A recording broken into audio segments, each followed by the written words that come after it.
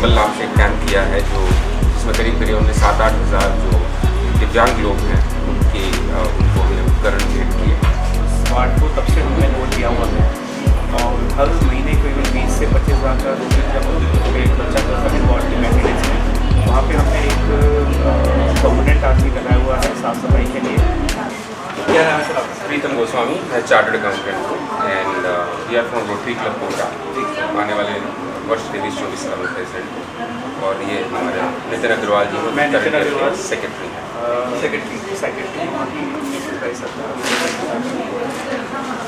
अच्छा, और मैं बताना चाहूँगा कि रोटरी क्लब कोटा एशिया का सेकंड लार्जेस्ट क्लब है। करीब 450 मेंबर्स हैं और ये 63 ईयर ओल्ड क्लब। तो रोटरी क्लब कोटा क्या क्या काम है? देखिए, पिछले 63 वर्षों से रोटरी क्लब कोटा समाज सेवा के सारे काम, गरीबों की सहायता, एजुकेशन, मेडिकल हेल्थ, सब तरह के काम, पर्यावरण के लिए हम काम करते हैं। काफ़ी सारे काम हम लोग कर रहे हैं। इस बार हमने एक संबल नाम से एक कैंप किया है जिसमें करीब हमने 7-8 हज़ार जो दिव्यांग लोग हैं उनको हमने उपकरण भेंट किए। और कई सारे हमने सरकारी स्कूलों को गोद ले रखा है। वो काम हम लगातार करते रहते हैं। कई गाँव में हमारे कौन कौन सरकारी स्कूल है कोई बताएं? केशवपुरा में है, उसमें हम काम कर रहे हैं। श्रीनाथपुरम में उसमें काम कर रहे हैं और कई सारे आसपास के गाँव में भी काम कर रहे हैं। हरिपुरा मांझी में है।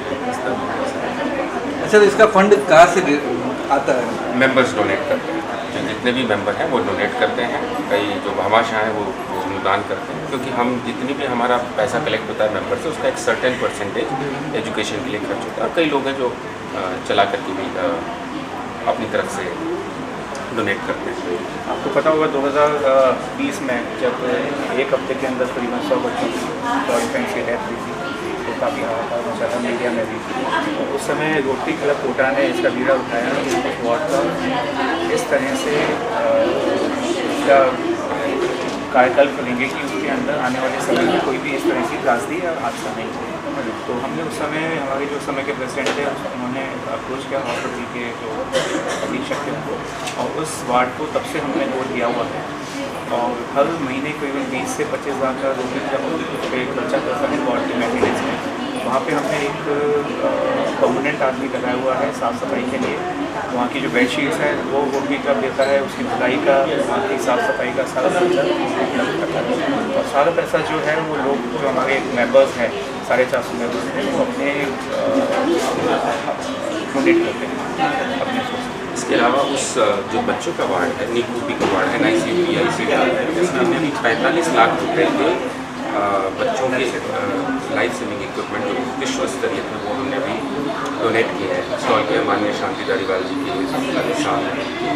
और उससे जो बच्चों का जो एक तरह से जितनी डेथ होती थी उसमें काफ़ी कमी आई है, क्योंकि काफ़ी सारे आसपास के जिलों के बच्चे इलाज के लिए बहुत बड़ा काम। वीकली विजिट भी करते हैं? हम हर हफ्ते जाते हैं मेंबर्स के साथ वार्ड में कुछ ना कुछ डिस्ट्रीब्यूशन करते हैं।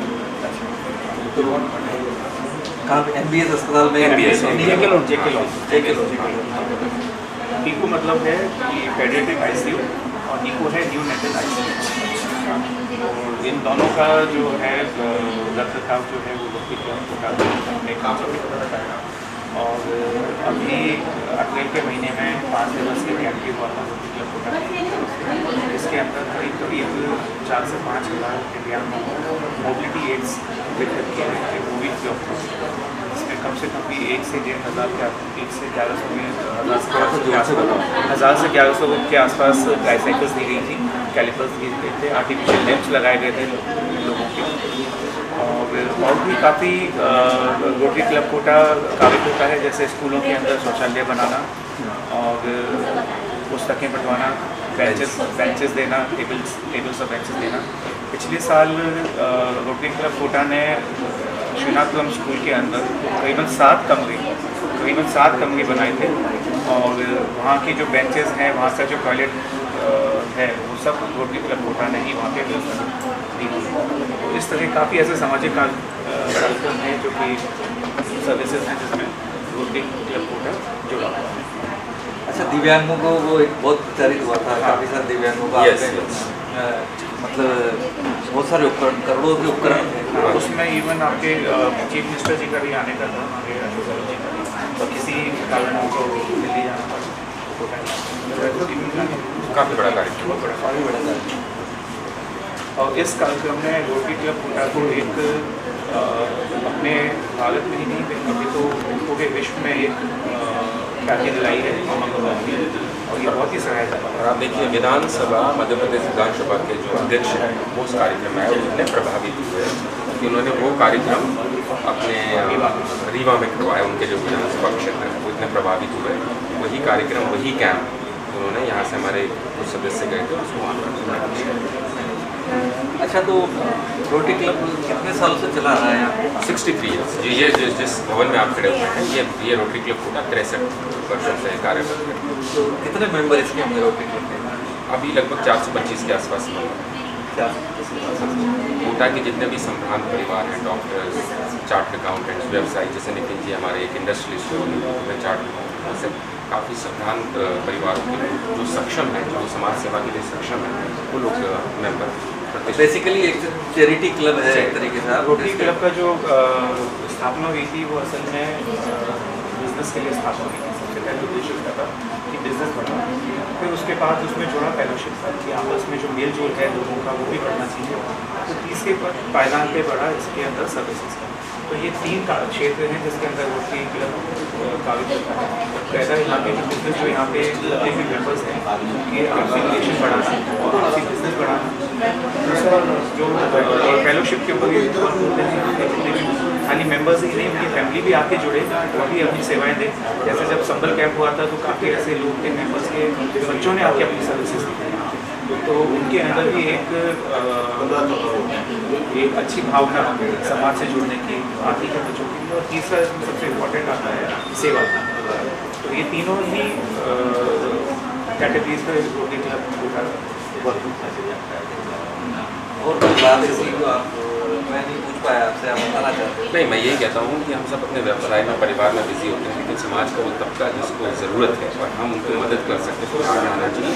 और रोटरी क्लब कोटा बच्चों में, युवाओं में, लोगों में एक भाव पैदा करता है समाज सेवा का। और निरंतर देखिए आज ये सेक्रेटरी है इस वर्ष से, तो आज इन्होंने अपने व्यवसाय परिवार का समय रोज 3 घंटे यहाँ बैठते हैं। किस लिए कर रहे हैं?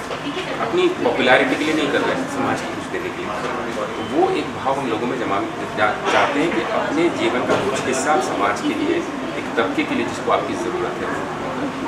रोटरी क्लब कोटा पूरा समाज सेवा को समर्पित है। हम ये समझे बेसिकली बात ये है, समाज सेवा को समर्पित मुख्य हमारा उद्देश्य समाज से देखिए। अच्छा, इसमें जो मेंबर्स हैं उनके जो जैसे आप अध्यक्ष हैं तो अध्यक्ष का चुनाव भी होता होगा? हाँ जी, बिल्कुल बिल्कुल होता है। कई बार क्या क्या प्रोसेस है? प्रोसेस में ये है कि भाई देखिए आपको अध्यक्ष बनना के लिए यहाँ पे समय देना पड़ेगा। तो वह व्यक्ति जो अपना पूरा एक वर्ष दे सकता है, अपनी जेब से कुछ पैसे लगा सकता है, वो ये आगे आएगा। तो नेचुरल है कि जो लोग उत्सुक रहते हैं कि मुझे समाज के लिए कुछ करना है, मैं अपना समय देने के लिए तैयार हूँ, अपना व्यक्तिगत पारिवारिक व्यावसायिक समय देने के लिए आप तैयार हूँ, तो डेफिनेटली ऐसे लोगों को हम आगे बुलाते हैं। वो कहते हैं कि आप आइए, बात दो समाइए। कई बार तो हमें लगता है कि व्यक्ति बहुत अच्छा है, उसको हमें रिक्वेस्ट करना पड़ता है कि आप आइए और इसको लीड करिए। वैसे अच्छे तरीके से हम लोग तालमेल बना करके। अच्छा, आपको अध्यक्ष बने में कितना टाइम हो गया? अभी तो मैं अगले वर्ष के लिए। अच्छा, अगले वर्ष के इसमें निर्वाचन पहले ही हो जाता है। अभी तो हमारे सुरेश अग्रवाल जी जो आज उनकी तबीयत ठीक नहीं, सोनी चुनाव किया, उनके साथ ही करंट सेक्रेटरी प्रीतम जी जो है वो वर्ष 23-24 के 23-24 हमारे क्या है 1 साल आगे का, 2 साल आगे का जो अध्यक्ष है वो बना दिया जाता है, जिससे उससे फ़ायदा क्या होता है कि वह जब 2 अध्यक्षों का कार्यकाल बीतता है तो उसके अंदर भी कुछ भावना प्रेरणा आती है कि मेरे को किस तरह से काम करना है। और तैयारी करती है, मेल जो एक तरीके से रूटीन में आ जाता है धीरे धीरे। तो इसलिए हमारी रोटरी क्लब की पद्धति है, खाली अपने क्लब नहीं, रोटरी क्लब की पद्धति है 2 साल आगे तक का हम हाँ, बिल्कुल नई बात समझ में आ रही है कि 2 साल आगे का प्रेसिडेंट से मिलते हो ताकि उससे वो जो प्रेसिडेंट आएगा तो वो बिल्कुल फ्लो में आ जाएगा, टीम बिल्ड कर लेगा, अपना प्रोजेक्ट पहले कर लेगा, प्रोजेक्ट की फाइनेंस की व्यवस्था कर सबसे बड़ी चीज़ क्या है, हमारे जो प्रोजेक्ट्स होते हैं लॉन्ग टर्म होते हैं, तो ये हर 1-1 साल के लिए। तो जब तक कि आप उसको 2 साल और आगे नहीं कैरी कर सकते तो तब तक कोई फायदा नहीं। जैसे मैं आपको बताऊं कि आज अखबार में पढ़ा होगा आपने कि एक UIT की तरफ से एक नई कॉलोनी बनी है पशुपालकों के लिए आया है। तो वहाँ पर एक स्कूल है जो गुर्जर समाज के और आसपास के जो बच्चे हैं पढ़ने, उनके लिए वो बनाया गया है। तो वो पूरा स्कूल का संचालन अपने खर्चे पर रोटरी क्लब करने वाली है। अच्छा, देवनारायण योजना का वो हमारा UIT की बहुचर्चित योजना है देवनारायण योजना। मैं अब एक बार दर्शकों को बता देना चाहता हूँ कि कोटा में देवनारायण योजना एक ऐसी योजना बनी है जहाँ पर कोटा शहर के को केटल फ्री करने के लिए योजना है UIT की। यहाँ पर जितने भी पशुपालक हैं जो किसी भी खाली प्लॉट में अपने पशु को पालते हैं, पशुओं से एक्सीडेंट होता है, तो एक पूरे देश में एक अनूठी योजना है। पहली जो सारे शहर के पशुपालकों को एक जगह इकट्ठा किया गया है, पूरा नया गांव विकसित किया गया है, नया गांव बनाया गया है कोटा UIT के द्वारा, जहां पर पूरे पशुपालक रहेंगे। उनके लिए स्कूल, अस्पताल और पूरे भवन और घर की 2 से 2.5 हज़ार वहाँ पे घर बनाए गए हैं और उनकी पूरी व्यवस्था करी गई है। तो वहाँ पे जो आप बता रहे हैं, वहाँ गोबर गैस प्लांट बनाया गया है। गोबर गैस प्लांट, वहाँ पे मिल्क कलेक्शन सेंटर बनाया हुआ है। मिल्क का पैस्चराइजेशन और प्रिजर्व करने का भी वहाँ पे पूरा प्लांट लगेगा। तो बहुत अच्छा वाटर बॉडीज़ हैं, ग्रेजिंग ग्राउंड है वहाँ पे। इवन जो हमारे यहाँ पे पशु मेला लगता था उसके लिए भी काफ़ी कई बीघा का उन्होंने क्षेत्र चिन्हित करके वहाँ पशु मेले के लिए व्यवस्था बनाई है। और इतने अच्छे, मैं खुद जाके जब हम देवनारायण योजना के स्कूल को लेकर आए थे तो बहुत ही अच्छा ये गायों के लिए शेड बनाया, पक्का शेड बनाया हुआ है, भूसा रखने के लिए जगह है, 2 कमरों का मकान बनाया हुआ है जिसमें लेट्रिन और किचन दोनों दी गई है। तो बहुत अच्छी व्यवस्था बनाई गई है पशुपालकों के लिए। और ये एक अनूठी व्यवस्था है पूरे हिंदुस्तान के लिए। मतलब आप वहाँ जाके आपको ऐसा लगेगा जैसे आप किसी दूसरे एक विकसित देश में ऐसी व्यवस्था महसूस होती है। बहुत अच्छा बना है। बहुत खुली सड़कें हैं, गार्डन्स बनाए हुए हैं वहाँ पे बच्चों के लिए खेलने के लिए, और हर तरीके से जो व्यवस्था किसी पशुपालक को चाहिए उसका ध्यान होगा। तो वहाँ पे रोटरी क्लब क्या कर रहा है? वो स्कूल जो है बनाया है सरकार ने, उसका संचालन रोटरी क्लब करेगा अपने टीचर लगाना, उसका हर चीज़ हम उसको ऑपरेट करेंगे। जो भी उसका खर्चा होगा, क्योंकि बच्चों से बहुत मामूली सी फीस लेंगे जिसे गवर्नमेंट स्कूल में ली जाती है, उसको पूरा विश्वस्तरीय तरीके से चलाएंगे, उसको प्राइवेट स्कूल की तरह चलाएंगे। हर खर्चा रोटरी क्लब ये करेगा। अच्छा, तो रोटरी क्लब जो इतना खर्चा करेगा तो इसका कहीं पैसा डोनेशन से लेगा? डोनेशन से मेंबर्स हैं हमारे जो स्पॉन्सर देंगे। मैं हर साल 50,000 का दान करूँगा। कुछ हैं जो उन्होंने कहा कि मैं 5 लाख करूँगा, उन्होंने मैं 5 बच्चे स्पॉन्सर करूँगा। एक हमारी भावना है, भावना के तहत चलाएंगे। ये डोनेशन क्या मेंबर्स ही आपस में करते हैं या शहर के बाहर मेंबर से हटके भी आप ज़्यादा मतलब 90% मेंबरशिप आता है वो मेंबर से आता है। आपको अभी का ही वाक्य मैं आपको बताऊँ, जब हमारा संबल कैंप था तो हमने हमारा पूरा कैंप का ऑर्गेनाइजेशन हमारे हाथ में होता है, इक्विपमेंट्स होते हैं। वो तो श्री महावीर विकलांग सेवा समिति और भारत सेवा समिति के तत्वाधान में आता है। तो वो जो पूरा मैनेजमेंट होता है उसके अंदर कम से कम 15 से 30 लाख खर्चा रोटरी क्लब उठाता है 5 साल में। तो जब हमारी पहली मीटिंग हुई थी उस प्रकल्प के ऊपर, तो आधे घंटे के अंदर क्लब के अंदर लोगों ने आह्वान किया और करीब 9.5 लाख रुपये का अनुदान कुल आधे घंटे के अंदर क्लब के मेंबर्स के द्वारा। इसलिए जब लोग बाग खुद देखते हैं कि भाई काम जो पैसा है वो सही जगह, और जो रोटरी क्लब से जुड़े हुए हैं वो भी शहर के सर्वोत्तम जो प्रतिष्ठित लोग हैं वो जुड़े हुए हैं। और उनको तो वैसे भी ये चाहिए कि जहाँ सेवा वहाँ मतलब जहाँ अच्छे से पैसा कमाए, मतलब जहाँ अंतिम लाभार्थी तक लाभ पहुँचे, तो लोग तैयार होते हैं। मुझे नहीं लगता डोनेशन में कोई प्रॉब्लम है अगर हम अच्छे कार्य के लिए कर रहे हैं और लोगों को नजर आ रहा है कि इसका फायदा लोगों को मिल रहा है। हम मेंबर्स को भी जोड़ते हैं। उस कार्य से ये नहीं कि हमने हमारी टीम पूरी जो है वो मेंबर्स को भी जोड़ के टीम बनाई जाती है। तो जब वो आदमी को जिसने पैसा दिया है, जब वो आदमी को जुड़ता है उस कार्य से, तो उसकी एक अलग ही भावना होती है देने की भी और कार्य को। आप बाय प्रोफेशन क्या है? मेरा केमिकल का बिजनेस है। केमिकल का बिजनेस। और आप CA हैं? तो किस किस कैटेगरी के लोग हैं, मतलब किस जो प्रोफाइल के लोग हैं रोटरी क्लब में? सभी तरह के, आप किसी भी तरह के व्यवसाय का नाम लीजिए, चाहे फैक्ट्री हो, पेट्रोल पंप हो, सीमेंट डीलर हो, बिल्डर हो, ट्रांसपोर्टर हो, डॉक्टर हो, और यहाँ लगभग 50 के आसपास डॉक्टर हैं। इतने बड़े बड़े यहाँ पे ऐसे प्रतिष्ठान हैं जैसे कमल फर्टिलाइजर है, इनकी भी जो क्योंकि जिसको भी सेवा की भावना है वो हमारे यहाँ पे जो मेंबरशिप भी है वो इन्विटेशन से होता है। आपको मेंबर बनना है तो कोई मेंबर आपको इन्वाइट करेगा, स्पॉन्सर करेगा तब बना सकते हैं। उनका पूरा प्रोफाइल बाई चॉइस नहीं है कि आप अगर बनना चाहते हैं तो आप नहीं बन सकते, तो जब तक हमारी तरफ से आपको इन्विटेशन उसका मेंबर बनने का कोई चार्ज है? मेंबर बनने का हमारा अभी जो इस कार्यक्रम का है 16,000 रुपये वार्षिक, 16,000 रुपये हमारी ज्वाइनिंग फीस है वन टाइम। उसके बाद वार्षिक शुल्क मिलता है 15,000, क्योंकि बच्चे भी बढ़ गए।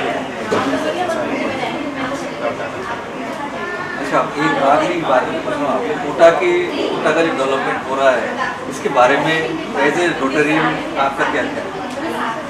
देखिए, हर व्यक्ति चाहता है कि उसका शहर खूबसूरत हो, शहर में विकास हो, शहर में रोजगार के माध्यम में लोग विश्व स्तरीय और प्रदेश स्तर या देश के स्तर पर उसको जाने। तो डेफिनेटली कोटा में झारखंड पर बच्चा आता है, बिजनेस भी कोटा का बाहर से कनेक्टेड है। डेफिनेटली कोटा डेवलप हो रहा है, इंफ्रास्ट्रक्चर अच्छा हो रहा है, तो इससे कोटा को विश्व स्तरीय पहचान मिलेगी। जो कोई भी व्यक्ति विदेश या दूसरे काम से आता है, कोटा को जब इस सिचुएशन में रहेगा तो लगेगा बहुत आधुनिक वेल डेवलप्ड शहर है। और नेचुरल है कि रोजगार के भी नए नए माध्यम उत्पन्न हो रहे हैं।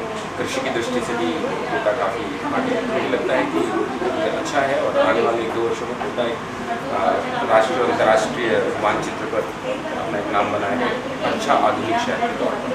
आधुनिक शहर देखिए, अगर हम देखें किसी भी इंसान के अंदर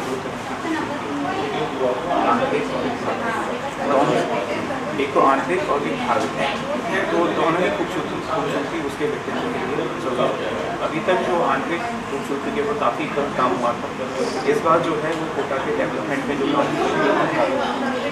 जो दिखता है उस खूबसूरती पे काम हो रहा है। कोटा को बहुत सुंदर बनाया जा रहा है, अच्छा खासा खर्चा किया जा रहा है। तो इसको देखते हुए जो भी यहाँ पे आता है वो मनमोहित होता है। जो यहाँ का ट्रैफिक है उसका संचालन के लिए काफ़ी कुछ नॉलेज दिए जाएगी। कोटा के काफ़ी सारे चौराहे हैं जिनको तोड़ के या तो अंडरपास बनाए हैं या फ्लाईओवर हैं, जिससे कि कहीं पे भी ट्रैफिक जाम नहीं होगा। तो डेफिनेटली बहुत अच्छे कार्य हो गए हैं। पर बीइंग अ बिजनेसमैन मैं चाहूँगा कि इंडस्ट्रीज जो कि अभी तक क्या है, कोटा का जो टोटल कॉमर्शियल सेक्टर है वो कोचिंग के ऊपर भी डिपेंड किया हुआ है। आधार जो है कोचिंग में किया हुआ है।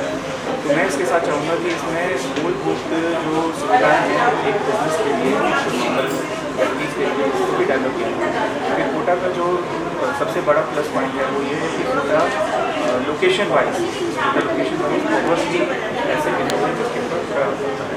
जैसे यहाँ पे नदी होने के कारण 24 घंटे पानी, काफ़ी सारे बिजली का होने के कारण यहाँ पे 24 घंटे बिजली, जबकि बाकी दूसरे देशों से, दूसरे लोकेशन, दूसरे स्टेट एवं शहरों से काफ़ी कम है। और कि कोटा की कनेक्टिविटी ट्रेन के मामले में अगर हम देखें तो 8 घंटे में आप दिल्ली पहुँच सकते हैं और 4 घंटे में दिल्ली पहुँच सकते हैं। तो इसलिए कनेक्टिविटी भी बहुत अच्छी है। अभी यहाँ पे जो 12 लेन्स दिल्ली बॉम्बे का जो सुपर एक्सप्रेस हाईवे बना है,